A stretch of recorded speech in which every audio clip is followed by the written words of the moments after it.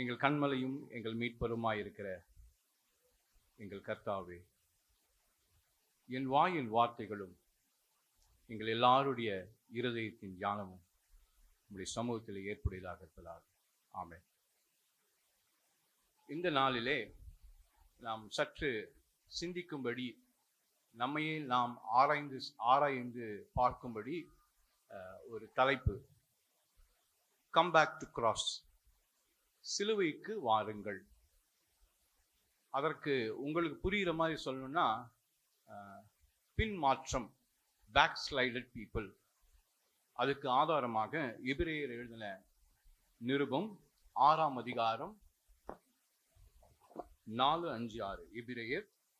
ஏனெனில் ஒரு தரம் பிரகாசிக்கப்பட்டும், நல்ல கவனிங்க, ஒரு தரம் பிரகாசிக்கப்பட்டும் அப்படின்னா, ஒரு தரம் பிரகாசிக்கப்பட்டும்னா ஒரு முறை ஆண்டவரை ஏற்றுக்கொண்டவர்கள், ஒரு முறை ஆண்டவருடைய அன்பை ருசித்தவர்கள், ஒரு முறை தங்களுடைய வாழ்க்கையை ஆண்டவருக்கென்று அர்ப்பணித்தவர்கள். இப்போ இங்க நிறைய பேர் இருக்கீங்க. இதுல எத்தனை பேர் இன்னும் ஒரு 20 ஆண்டுகள் கழிச்சும் இந்த திருச்சபைக்கு வருவீங்க? நான் மறுபடியும் கேட்கிறேன், எத்தனை பேர் இங்க அமர்ந்திருக்கிற எத்தனை பேர் இன்னும் ஒரு 20 ஆண்டுகள் கழிச்சும் நாங்க இதே திருச்சபைக்கு வருவோம் அப்படின்னு சொல்றவங்க யாரெல்லாம்? Very good. பின்னாடி இருக்கிறவங்களும் காமிச்சிங்க, வெரி குட். ஆனால் சின்ன பசங்களும் காமிக்கிறாங்க. அப்படின்னா இந்த திருச்சபை ஒரு சரியான திசை நோக்கி பயணிக்கிறது. இவங்க சும்மா கை தூக்கல, இவங்களுடைய வாழ்க்கையில ஆண்டவர் கிரியை செய்கிறார். வாசிங்க. பரம ஈவை ருசி பார்த்தும், பரிசுத்த ஆவியை பெற்றும், தேவனுடைய நல் வார்த்தையையும் இனி வரும் உலகத்தின் பலன்களையும் ருசி பார்த்தும் மறுதலித்து போனவர்கள். நல்ல கவனிங்க, எல்லாரும் ரொம்ப உன்னிப்பா கவனிக்கணும். இன்றைய நாட்களிலே நம்ம சிலுவை பாடு மரணங்களை தியானித்து வருகிறோம். அப்போ இந்த தபசு நாட்களிலே நான் பின்மாறி போவேனா, will I backslide, நான் இயேசுவை விட்டு விலக கூடுமா என்ற சிந்தனை நமக்கு கண்டிப்பா வரும். நான் இன்னைக்கு வரேன் திருச்சபைக்கு, குட்டி பசங்கள்லாம் அமைதியா இருக்கணும், சரிங்களா? நான் இன்னைக்கு ஆண்டவரை அறிந்திருக்கிறேன். அடுத்த 20 ஆண்டுகள் இல்லைன்னா நம் மரிக்கும் முன்பாக, முதலாவது ஒரு பாட்டு பாடுனீங்களே, உங்களுக்கு ஞாபகம் இருக்கா என்ன பாட்டுன்னு? ஃபர்ஸ்ட். அப்புறம் வேற என்ன அதுல வார்த்தை இருந்தது? நீங்க தானே பாடுனீங்க, சொல்லுங்க. அந்த வார்த்தையில என்னெல்லாம் இருந்தது? வேற என்ன வார்த்தை அதுல? எப்பவுமே பாடல் பாடும் பொழுது அதனுடைய வரிகளை உணர்ந்து பாட வேண்டும். ரொம்ப அர்த்தமுள்ள அது வார்த்தையாக அது இருந்தது. நீங்க கவனிச்சிருந்தீங்கன்னா அதுல ஒரு வார்த்தை இருக்கும். இந்த சரணங்கள் எல்லாம் அதுலயும் ஒண்ணு ரொம்ப முக்கியமா இருக்குது. என்னது அது? யாரா சொல்ல முடியுமா? சத்தமா. அப்புறம் கடைசி வரைக்கும் நிக்கிறவங்க யாரு? அதுதான் லாஸ்ட் வரைக்கும், உங்க மூச்சு போற வரைக்கும் இயேசுவுக்காக நிற்பீர்களா? இதுதான் கேள்வி. இப்போ அல்லேலூயா சொல்லாதீங்க, அதுதான் இன்றைய சவாலே. பவுல் அழகா சொல்றாரு, நிக்கிற நீ விழாம இருக்க பாத்துக்கோ அப்படின்றாரு. நம்ம பின்னாடி அந்த வசனத்தை நம்ம ஆராய்ந்து பார்க்கலாம். அப்போ ஆண்டவருடைய அன்பை அறிந்து, இப்ப சின்ன பிள்ளைங்கலாம் கூட நிறைய பேர் இருக்கீங்க, நீங்க எல்லாம் இயேசுவை என்னைக்கோ ஏத்துருக்கீங்க. ஒரு நாள் கேட்டிருப்பாங்க, யாரெல்லாம் இயேசு ஏத்துக்கிறீங்க அப்படின்னு. அப்ப நிறைய பேர் கையெல்லாம் தூக்கி இருப்பீங்க. அது சின்ன வயசுலயோ சரி, பெரிய வயசுலயோ சரி, ஆண்டவரை ஒரு முறை அறிந்தவர்கள். நல்ல கவனிங்க, ஒரு முறை அறிந்தவர்கள் சத்தியத்தை விட்டு விலகினால் என்றால், சத்தியத்தை அறிந்தும் அந்த அறிவு உண்டாயிருந்து அது விலகினால், வாசிங்கம்மா தொடர்ந்து. மறுதலித்து போனவர்கள் தேவனுடைய குமாரனை தாங்களே மறுபடியும் சிலுவையில் அறைந்து. நல்ல கவனிங்க, ஒரு முறை அதாவது உங்களுக்கு புரியுற மாதிரி சொல்றேன், ஒரு முறை இயேசுவை அறிந்து சர்ச்சுக்கு வந்துட்டு, நல்ல கவனிங்க, பெரியவங்க பின்னாடி இருக்கவங்க சின்ன பசங்க, ஏசாமியை அறிஞ்சிட்டு அதுக்கப்புறம் இயேசு வேணாம் அப்படின்னு சொல்றவங்க என்ன பண்றாங்க? எந்த இயேசு 2000 ஆண்டுகளுக்கு முன்பாக சிலுவையில அறையப்பட்டாரோ அதே இயேசு நீங்க மறுபடியும் அறியறீங்க. நல்லா கவனிங்க, இயேசுவை அறிந்து பின்னாடி போறவங்க ரொம்ப கடினமானது. அவங்க இயேசுவை மறுபடியும் மறுபடியும் சிலுவையில் அறிவதற்கு சமானம்.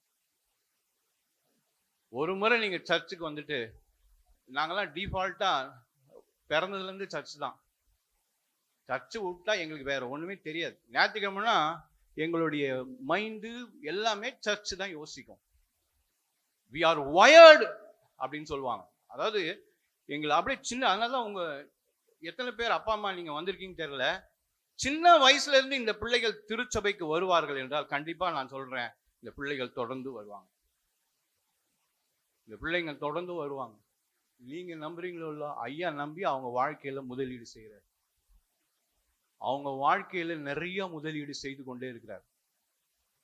உங்களுக்கு தெரியுமா தெரியாதான்னு தெரியல, நிறைய முதலீடு. ஏனென்றால் வரும் நாட்களிலே இந்த பிள்ளைகள் நிற்பார்கள் என்ற ஒரு பெரிய நம்பிக்கை. வாசிங்க தொடர்ந்து. மறுபடியும் சிலுவையில் அறைந்து அவமானப்படுத்துகிறபடியால் என்ன பண்றோம்? இயேசுவை அறிந்து சிலுவை அறைவது என்னது? அவரை இயேசுவை அவமானப்படுத்துற மாதிரி. ஒருத்தரை அவமானப்படுத்துறது எவ்வளவு கடினம், எப்படி இருக்கும்? உங்களை அவமானப்படுத்தினா எப்படி இருக்கும்? அது போலதான் இயேசுவை அறிந்து திருச்சபைக்கு வந்து சத்தியத்தை அறிந்து ஆராதனை செய்து அவரை மறுதலித்தவர்கள் சிலுவை அறைவதற்கு. யாருன்னா அப்படி செஞ்சீங்கன்னா தயவு செய்து நீங்க இருக்கிற இடத்துல, ஆண்டவரே என்னை மன்னியும் சுவாமின்னு சொல்லுங்க. நான் எத்தனையோ முறை மறுபடியும் நான் சிலுவையில் உங்களை அரைஞ்சிட்டேன். நீங்க இருக்கிற இடத்துல சொல்லுங்க, ஆண்டவரே என்னை மன்னியும். வாசிங்கம்மா. மனம் திரும்புதற்கு ஏதுவாய் அவர்களை மறுபடியும் புதுப்பிக்கிறது கூடாத காரியம். ஹல்லேலூயா. அவர்களை புதுப்பிப்பது முடியாது. மனம் திரும்ப முடியாது. யார் தெரியுமாங்க? ஒரு முறை சர்ச்சுக்கு வந்துட்டு, ஒரு முறை ஆண்டவரை ஏத்துக்கிட்டு, ஒரு முறை ஞானஸ்நானம் பெற்று, ஒரு முறை இயேசுவை தெய்வம் என்று அறிந்து மறுபடியும் அவர்களை புதுப்பிப்பது இட் இஸ் இம்பாசிபிள். ஆங்கிலத்தில் தான் சொல்றேன், இட்ஸ் இம்பாசிபிள். திரும்பி நீங்க இயேசு கிட்ட வரவே முடியாது. சர்ச்சுக்கு வரலாம், ஜெபம் பண்ணலாம், பைபிள் வாசிக்கலாம், எல்லாம் பண்ணலாம். ஆனா உங்களுக்கும் இயேசுக்கும் எந்த தொடர்பும் இருக்காது.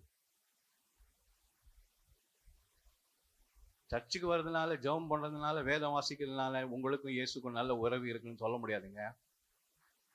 ஞாபகம் வச்சுக்கோங்க. உன் வாழ்க்கை எப்படி இருக்கிறது?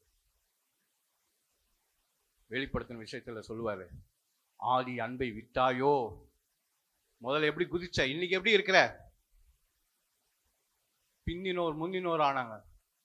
இப்ப இருக்கிறவங்க எல்லாம் நிறைய பேரு ஆண்டவரை அறிந்து கொண்டு ஆண்டவருக்காக சாட்சியாய் வாழ்கிறார்கள். உன்னுடைய வாழ்க்கை எப்படி இருக்கிறது இன்னைக்கு? நான் 10 வருஷம் முன்னாடி ஏத்துக்கிட்டேன், 50 வருஷம் முன்னாடி ஏத்துக்கிட்டேன். நாங்க கிறிஸ்தவ குடும்பம், நாங்க இந்த சபைக்கு தான் முதல்ல இருந்து வரேன். ஆனா இன்னைக்கு எப்படி இருக்கு? இன்னொரு வசனத்தை நம்ம வாசிக்கலாம். அதே எபிரேயர் எழுதின நிருபம் 10ஆம் அதிகாரம் 26, 27. சத்தியத்தை அறியும் அறிவை அடைந்த பின்பு நாம் மனப்பூர்வமாய் பாவம் செய்ய. என்னங்க மனப்பூர்வமாய், துணிகரமாய், தைரியமா பாவம் செஞ்சோன்னு வைங்களேன். நான் நினைக்கிறேன் அந்த டிவி போட வேணாம்னு நினைக்கிறேன். ஏன்னா எல்லாம் அங்க பாக்குறாங்க, அது ஃபுல்லா வரல. தேங்க்யூ. நீங்க அந்த அக்கா சொல்றதை கவனிங்க. அவங்களுக்கு ட்ரை பண்றாங்க, ஆனால் அவங்களுக்கு முடியல. பரவாயில்ல, வாசிங்கம்மா. சத்தியத்தை அறியும் அறிவை அடைந்த பின்பு.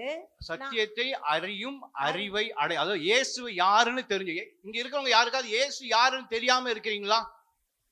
அப்ப எல்லாருக்கும் தெரியும் இல்ல இயேசுனா யாரு. இயேசு யாரு? யாரு இயேசு? பிள்ளைங்கெல்லாம் சொல்லுங்க, இயேசு யாரு? ஒரே வார்த்தையில சொல்லுங்க, இயேசு யாரு?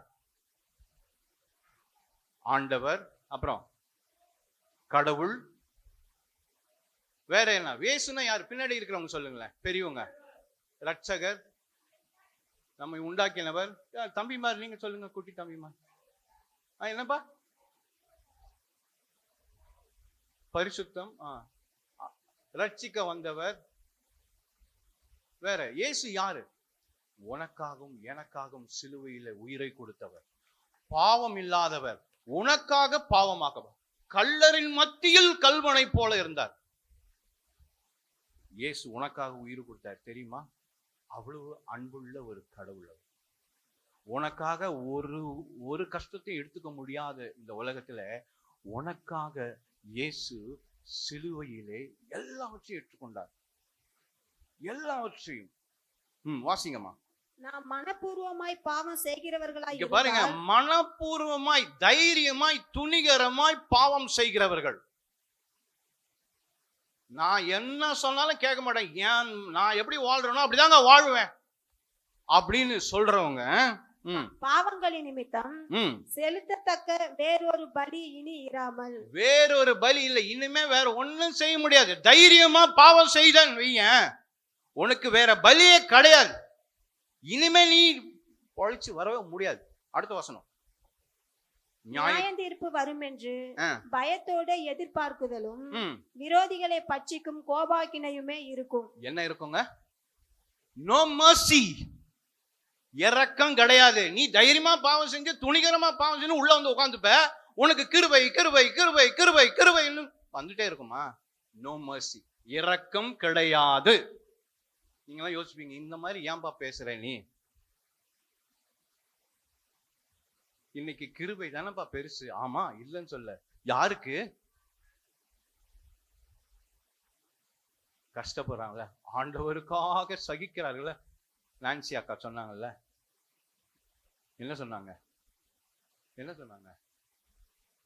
நீங்க எல்லாம் கவனிக்கணும்ல, உங்க கிருபை எனக்கு போதும் சொன்னாங்க. அவங்க என்ன சூழ்நிலையில சொன்னாங்கன்னு உங்களுக்கு தெரியாதுல்ல. ரொம்ப கஷ்டப்படுறாங்க அவங்க, தெரியுமா உங்களுக்கு? ரொம்ப நேத்து அழுதாங்க அவங்க. எதுக்கு தெரியுமா அழுதாங்க? அங்க ஒரு 2 பன்னி செத்து போச்சுன்னு ஒரே அழுகுறாங்க. அவங்க தூங்குனாங்களா என்னன்னு தெரியல. காலையில நான் வந்து ஜெபம் பண்ணிட்டு இருக்கிறேன், அவங்க வந்து ஜெபம் பண்றாங்க. இந்த திருச்சபையின் எஸ்தர் அவங்கதான். இந்த திருச்சபையின் எஸ்தர் அவர்கள் தான். ஜெபிக்கிறவர்கள் தான் எஸ்தர். ஜெபிக்கிறவர்கள் தான் அவங்க. அவங்க சும்மா வந்து சொல்லல, அவங்க வந்து வாழ்க்கையிலே அனுபவித்து கஷ்டத்தை பார்த்துட்டு சொல்றாங்க, ஆண்டவரே உடைய கிருபை. அவங்களுக்கு தான் கிருபை. எல்லாருக்கும் பாவம் செஞ்சு துணிகரமா வந்து இங்க உட்கார்ந்தா உனக்கு கிருபை கிடையாது. நீ தைரியம் வீட்டுல இருக்கிற பொண்டாட்டியை போட்டு அடிச்சுட்டு இங்க வந்து உட்கார்ந்தா உனக்கு கிருபை கிடையாது. நீ குடிச்சிட்டு வீட்டுல இருக்கிற எல்லாருக்கும் துன்பப்படுத்தினாலும் உனக்கு கிருபை கிடையாது. நீ கண்ட இடத்துக்கும் அப்பா அம்மாக்கு பேச்சு கேட்காம உன் இஷ்டம் போல நீ செஞ்சா உனக்கு கிருபை கிடையாது. தேவ கோபம். ஏன்னா உனக்கு தெரியும்ல, இது செய்யக்கூடாதுன்னு தெரியும் தானே. செய்யக்கூடாதுன்னு தெரிஞ்சு செய்யறோம்ல, அதுதான் துணிகரம். அதுதான் துணிகரம். சோ வாசிங்கம்மா. முடிஞ்சிச்சு. Right, thank you. அப்போ யார் இந்த மக்கள்? ஏன் இப்படி செய்கிறார்கள்? அதனாலதான் இன்னைக்கு எனக்கே தெரியல, நாய் கதையை பத்தி நிறைய சொல்லிட்டாங்க. நாய் கதை வந்து பைபிள்லயே இருக்குது. நீதிமொழிகள் 26:11 வாசிங்க. வேகமா வாசிக்கணும்.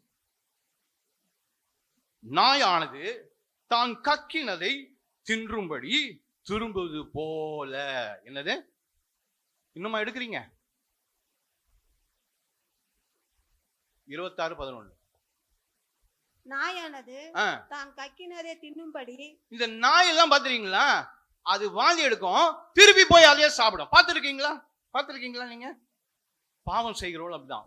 பாவம் செஞ்சுட்டு எல்லாம் பண்ணி ஆண்டவரை பண்ணி திருப்பி போய் அதே பாவத்தை செய்வான். இத அப்போஸ்தலனாகிய பேதுருன்னு சொல்றாரு. 2 பேதுரு 2ஆம் அதிகாரம் 22ஆம் வசனம். அவரும் அதே தான் சொல்றாரு. சீக்கிரமா வேகமா எடுங்க. 2 பேதுரு 2:22. நாய் தான் கக்கினதை தின்னவும் கழுவப்பட்ட பன்றி சேற்றிலே புரளவும். சேற்றில் போய் புரளும்.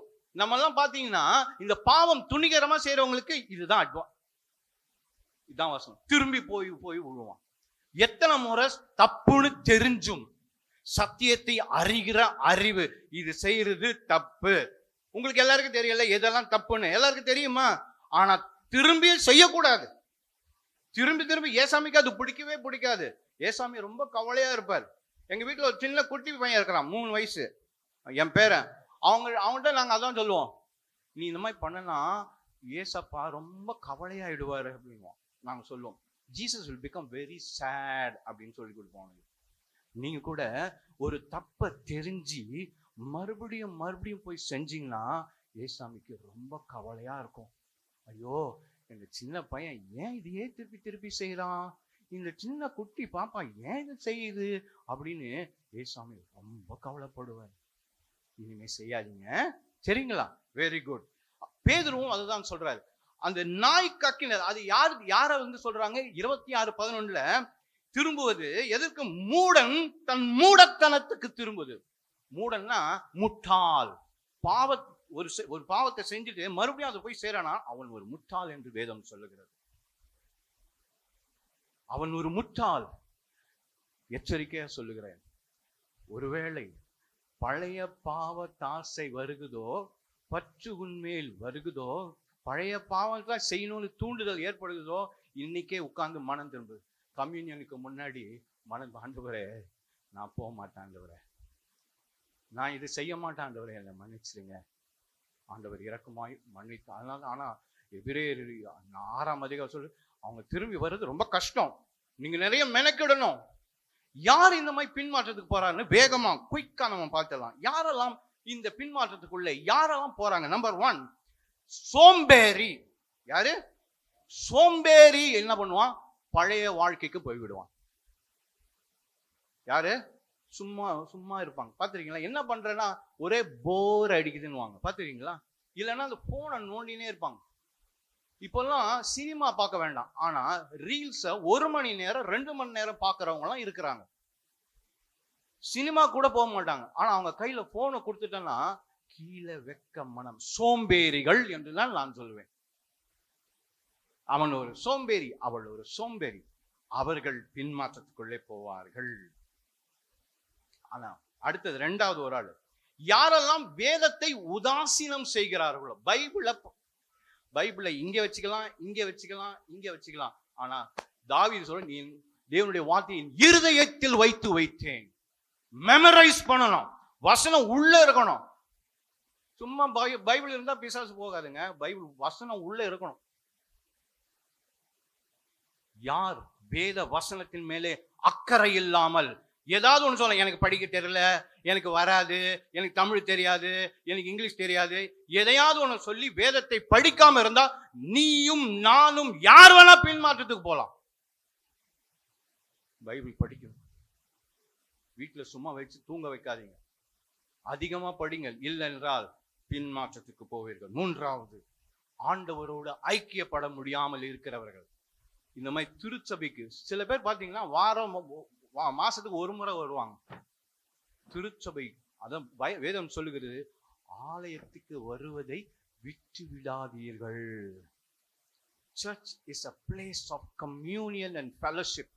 ஐக்கியம் கொள்ளுகிற இடம் தான் இந்த திருச்சபை.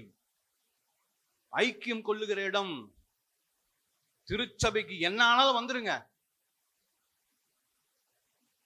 திருச்சபைக்கு ஒழுங்காக வராதவர்கள் கண்டிப்பா சொல்றாங்க, ஒரு நாள் பேக் அடிச்சிருவாங்க. அடுத்தது, உங்க வாழ்க்கையிலே உபவாசம் இல்லை என்றால், ஃபாஸ்டிங் இல்லைன்னா நீங்கள் பின்மாற்றத்துக்கு போவீர்கள்.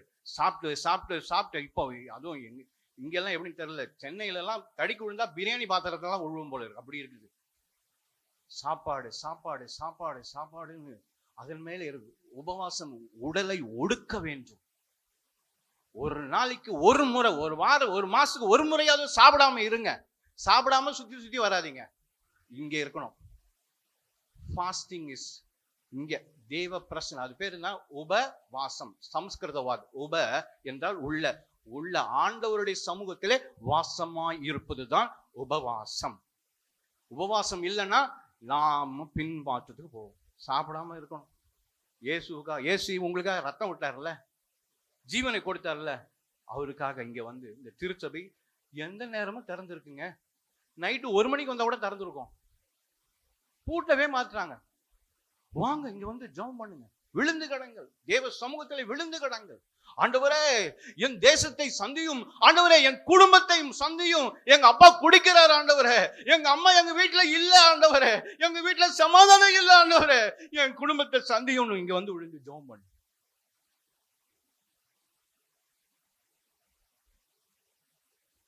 என் ஃப்ரெண்ட்ஸ் எல்லாம் ரொம்ப கஞ்சாக்கு அடிமையாயிட்டாங்க கடவுளே, என் ஃப்ரெண்ட்ஸ் எல்லாம் தொடுங்க ஆண்டவரே, நீங்க வந்து ஜெபம் பண்ணு. என் கூட படிக்கிற பொம்பளை பிள்ளைங்க எல்லாம் ஏதோ கெட்ட கெட்ட வழியிலெல்லாம் போறாங்க, மோசமான வழியில போறாங்க. அந்த பிள்ளைங்க எல்லாம் சந்திங்க ஆண்டவரே, இங்க வந்து விழுந்து ஜெபம் பண்ணு. உபவாசம் மிக அவசியம். உபவாசம் இல்லைன்னா நீ விழுந்து போவாய். யங் பீப்புள்லாம் நிறைய பேர் இருக்கிறீங்க, சும்மா கொஞ்சம் சாப்பிடாம இருங்க. என்ன இப்போ மெடிக்கலா சாப்பிடாம இருக்கிறது நல்லதுதான். Fasting is very good. சாப்பிடாம ஆண்டவர் சமூகத்தில், ஆண்டவரே எங்க திருச்சபைக்கு மக்கள் வேணும் ஆண்டவரே, எங்க திருச்சபை நிரம்பி வழியணும் ஆண்டவரே, மேல காலியா இருக்கு ஆண்டவரே, கட்டி 1 வருஷம் மேலாச்சு யாரும் இல்ல ஆண்டவரே, எங்க திருச்சபையை பிள்ளைகளால நிரப்புங்கன்னு கதறி ஜபிக்கணும். எப்பவுமே உங்க ஃபேமிலி, உங்க குடும்பம் திருச்சபைக்காக ஜபிக்கணும். உபவாசம் இல்லை என்றால் கெத்செமனே அனுபவம் வேண்டும். கெத்செமனே அனுபவம் என்றால் என்ன தெரியுமா? உங்களையே நீங்கள் ஒடுக்க வேண்டும். நீங்க எல்லாம் குட் ஃப்ரைடேக்கு நீங்க தியானம் பண்ண போறீங்க. இயேசு ஜெபம் பண்ணும்போது வேர்வை இரத்த துளிகளாய் மாறினதாம். வேர்வை இரத்த துளிகளாய் மாறினதாம். கெத்செமனே அனுபவம் இல்லை என்றால் நீ விழுந்து போவாய். உனக்காகவே வாழ்ந்து நிற்கிற செல்பிஷ் ஆளா இருக்கிறிய, சுயநலம் உள்ளவங்களா இருக்கிறோமே, என்றைக்கு நாம் கெத்செமனே அனுபவத்துக்குள்ள போக போறோம்? என்றைக்கு இயேசு வேர்வை இரத்த துளியால மாறி, அது மாதிரி எப்படி நம்ம ஜெபம் பண்ண போறோம்? நம்ம ஜெபம்லாம் பாத்தீங்கன்னா சோத்திரம் சோத்திரம் சோத்திரம் எவ்வளவு நேரங்க? உலகத்தில் உள்ளவர்கள் மேல அன்பு இருந்தால் தேவன் மேல பண ஆசை இல்லாமல் இருங்கள். பணத்தின் மேல பற்று இருந்துன்னு வைங்களேன், நீங்க இயேசு கிட்ட வரவே முடியாது. பணம் தேவைதான், இல்லைன்னு சொல்லல. அதனால்தான் தீமைக்கு சொல்றாரு, பண ஆசை எல்லா தீமைக்கும் வேறு என்று சொல்கிறார். அடுத்தது உலகத்தின் சிற்றின்பங்கள், வேர்ல்ட் லைஃப் ஸ்டாண்டர்ட். ரோமர் 12:2 அதை மட்டும் வாசிங்க. ரோமர் 12:2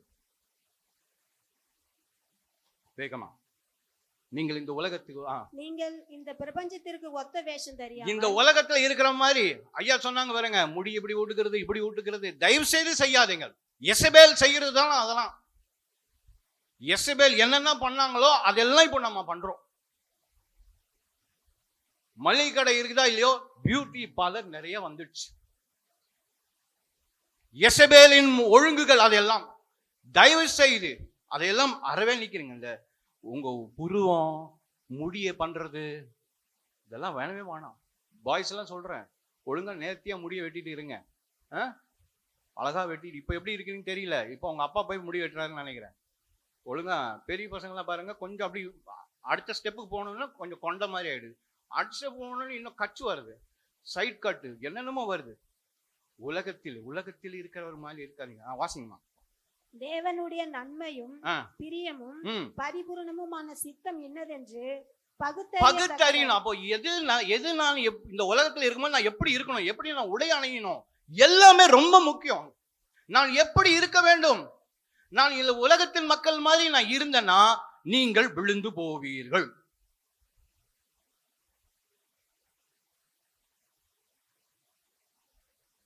அடுத்தது கொலோசியர் 3:2 பூமியில் உள்ளவைகள் அல்ல மேலானவைகளை வாசிங்க வேகமா. பூமியில் உள்ளவைகளை அல்ல மேலானவைகளையே நாடுங்கள்.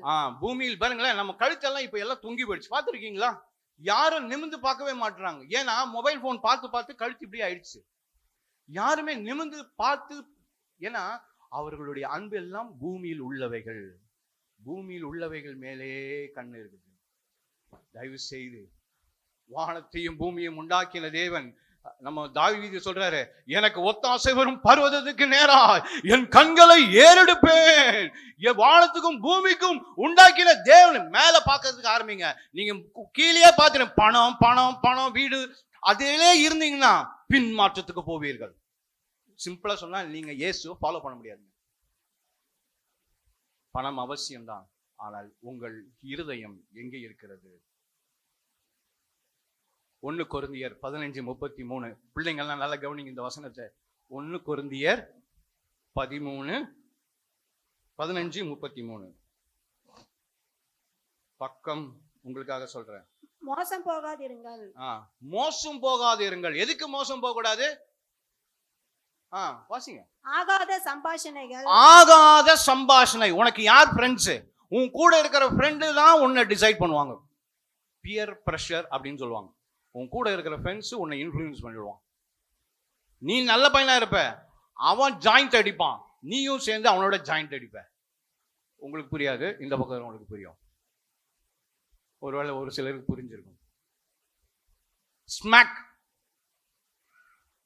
ஆகாத சமயம். நீங்க என்ன, உனக்கு யார் ஃப்ரெண்ட்ஸ்னு உனக்கு தெரியணும். கெட்ட ஃப்ரெண்ட்ஸ் தான் வேண்டாம், நான் உங்க கூட சேர மாட்டேன் அப்படின்னு சொல்லிடு. நான் ஏசப்பா பிள்ளை, நான் ஏசப்பா மாதிரி தான் இருக்கணும்னு ஆசைப்படுறேன், எனக்கு நீ செய்யறதுலாம் தப்பு, நீ திருடுற, பொய் சொல்ற, சண்டை போடுற, கெட்ட வார்த்தை பேசுற, வேண்டாம் நீ எனக்கு அப்படின்னு சொல்லிடணும். அதுதான் இந்த வசனம் சொல்லு. வாசிக்க கேட்கலாமா? நல்ல கவனிங்க, சின்ன பிள்ளைங்க எல்லாம் கவனிங்க. நல்ல ஒழுக்கங்களை கெடுக்கும். எது கெடுக்கும்? முதல்ல இருந்து வாசிங்க. மோசம் போகாதிருங்கள். மோசம் போகாதிருங்கள். ஆகாத சம்பாஷணை. ஆகாத சம்பாஷணை நல்ல ஒழுக்கங்களை உன் ஒழுக்கத்தை சீர்கெடுக்கும். நீ தேவையில்லாத ஃப்ரெண்ட்ஸ் நீ வச்சிருந்தான்னு வையேன், உன் ஒழுக்கம் போயிடும். நீ ஜெபம் பண்ண மாட்ட.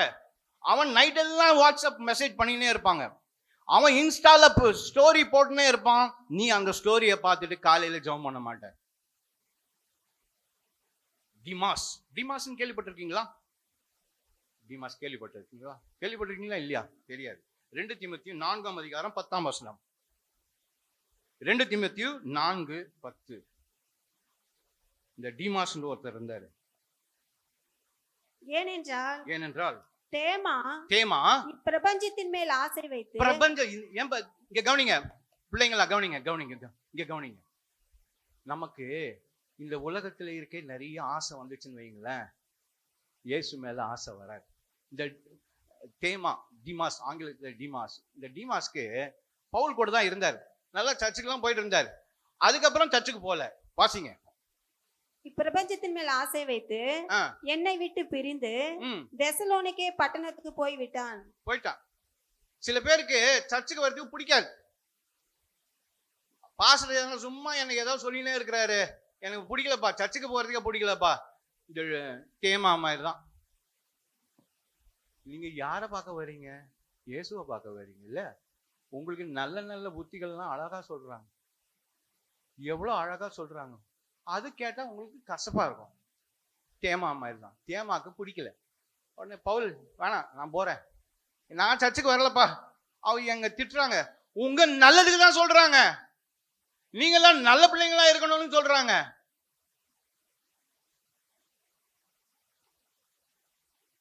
ஆகவே இந்த குறிப்புகள் எல்லாம் நீங்க வீட்டுல போய் பாருங்க. நிறைய குறிப்புகள். ஒண்ணு சொல்லி முடிச்சிடுறேன்.